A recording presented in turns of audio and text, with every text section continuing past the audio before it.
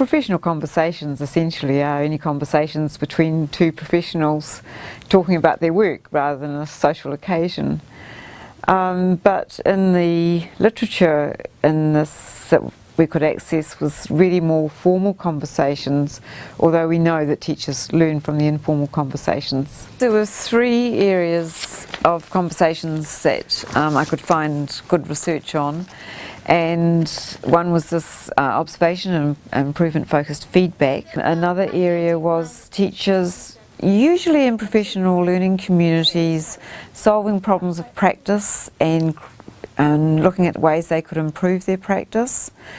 And the third one was looking at focused on looking at evidence of student work or student results and unpacking what that meant for their professional practice. And what was interesting was that those enablers were the same at a higher level, obviously, for each of those areas. One enabler that's often not thought about very carefully, but it's really, really important, is what are the resources that are brought to that conversation?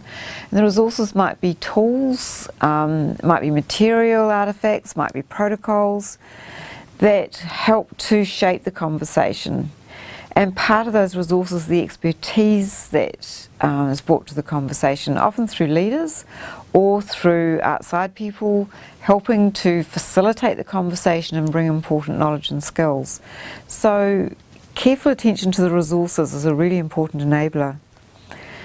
Another is relationships. We know relationships, trust and support are crucially important. I mean, I'm not telling anybody anything there, but what came through the literature was also the enabler of challenge in relationships, and in a way that those relationships developed the agency of the conversation participants, might be teachers, might be leaders, to actually make a difference.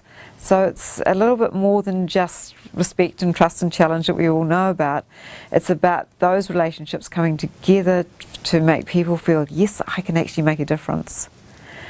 A third one was the processes, and we think of conversations in terms of processes, but it was interesting the degree of structure that was around some of those processes. So rather than just having a conversation, that people knew what processes, that there was clear purpose, there was clarity of process, particularly processes that brought the conversations back to, are we making a difference for our students? And another enabler was about the knowledge. So the processes actually resulted in some kind of new knowledge. It might be just, okay, I'm thinking about that in a slightly different way, or it might be something substantially new, but that it did change people's thinking about what was happening for them in their situation right then. And the final one was related to culture, and again we sort of think about culture as important, and it is incredibly important, but it was a culture that people were prepared to look at their own practice. They developed again this word agency for actually making a difference. That was the culture that was most important.